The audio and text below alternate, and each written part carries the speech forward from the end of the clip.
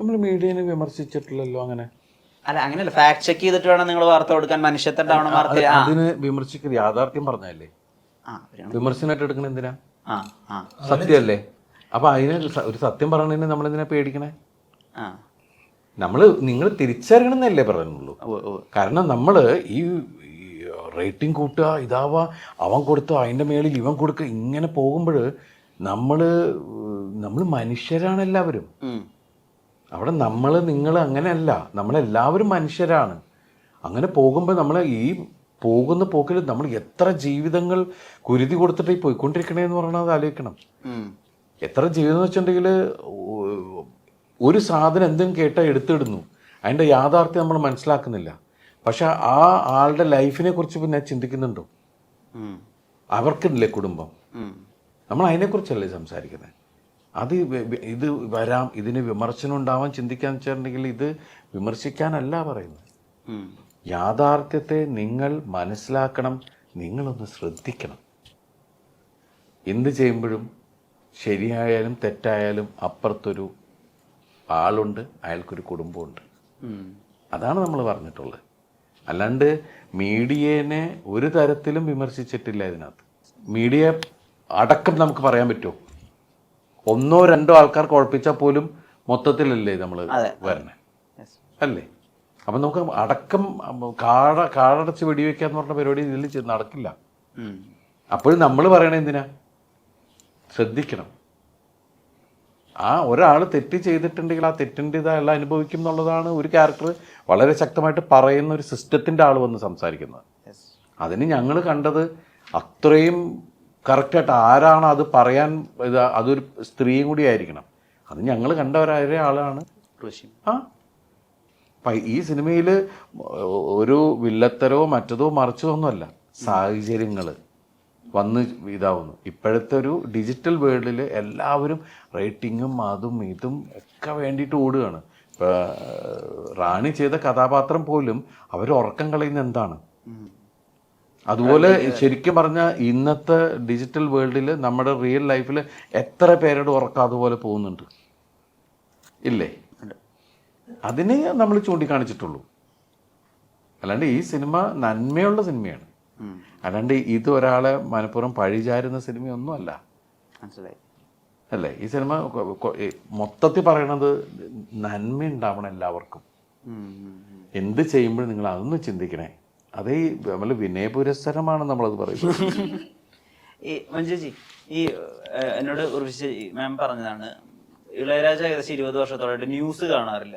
News കാണുമ്പോൾ പുള്ളിക്ക് ഭയങ്കര ഡിസ്റ്റർബ് ആവണം, ഒന്നും പുതുതായിട്ട് ക്രിയേറ്റ് ചെയ്യാനൊന്നും അത് ഇൻസ്പയർ ആവുന്നില്ല. നമ്മൾ അങ്ങനെ ഇൻഫോംഡ് ആയിട്ട് ഇപ്പൊ രാവിലെ തന്നെ ബോംബ് പൊട്ടുന്നു അല്ലെങ്കിൽ ആളുകളെ വെട്ടിക്കൊല്ലുന്നൊക്കെയാണല്ലോ ന്യൂസിന്റെ പേപ്പറിന്റെ ഫ്രണ്ട് പേജിൽ കാണുന്നത്. അതൊരിക്കലും ഇൻസ്പയർ ചെയ്യുന്നില്ല, ഭയങ്കര നെഗറ്റീവ് സ്പേസ് ആ തരുന്നതെന്ന് പറഞ്ഞത്ര. മഞ്ജുജി അങ്ങനെ എപ്പോഴെങ്കിലും വാർത്ത കാണണ്ട അതുകൊണ്ട് പ്രത്യേകിച്ച് കാര്യമൊന്നുമില്ല അങ്ങനെ ചിന്തിച്ച സമയമുണ്ടോ? ഞാനിപ്പോഴും ഞാൻ ന്യൂസ് കാണാറില്ല. അച്ഛൻ കാണാറുണ്ട്, അച്ഛൻ കേൾക്കാറുമുണ്ട്. എൻ്റെ വീട്ടിൽ പോയാൽ ഫുൾ ടൈം ന്യൂസ് ചാനൽ ഓണായിരിക്കും.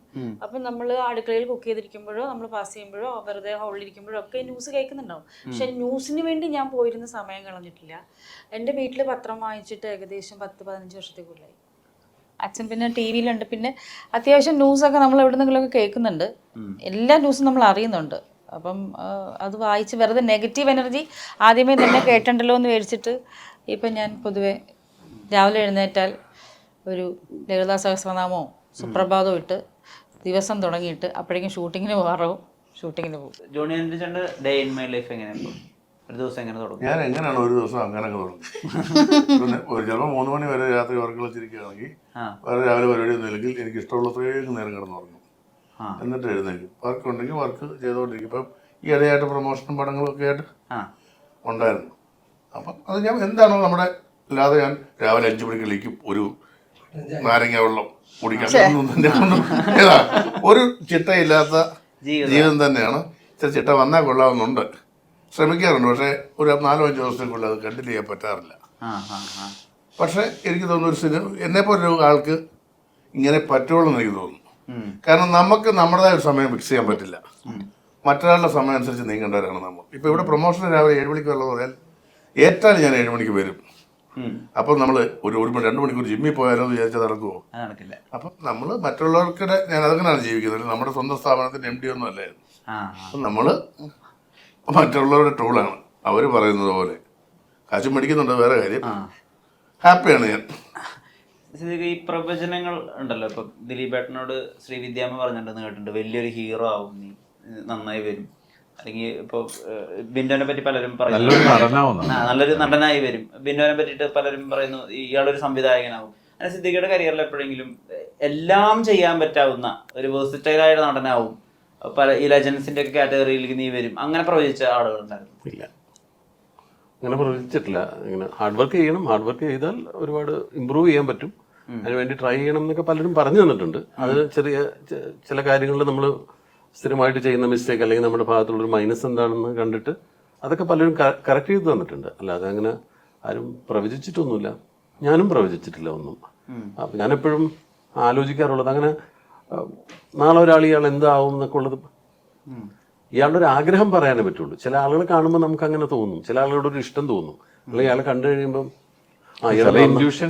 അയാൾക്ക് നന്നാവും എന്നൊരു തോന്നൽ വരും. അത് പറയാം, അത് ശരിയായിക്കൊള്ളണമെന്നില്ല. ശരിയായാൽ അത് ശ്രദ്ധിക്കപ്പെടും. ശരിയാവാത്ത എത്രയോ കാര്യങ്ങളുണ്ട്. ഇപ്പോൾ നമ്മൾ ഈ ഇലക്ഷൻ സമയത്തൊക്കെ ചില ആളുകൾ വന്നിട്ട് പറയില്ലേ, എങ്ങനെ പോയാലും നമ്മൾ 25,000 വോട്ടിന് ജയിക്കും എന്ന് പറഞ്ഞിട്ട് 45,000 വോട്ടിന് തോക്കും. അപ്പോൾ നമ്മളത് അവരാ പ്രവചിച്ചതിന് അവർ കുറ്റം പറയാറൊന്നുമില്ല, അത് അയാളുടെ ഒരു ആഗ്രഹമാണ്.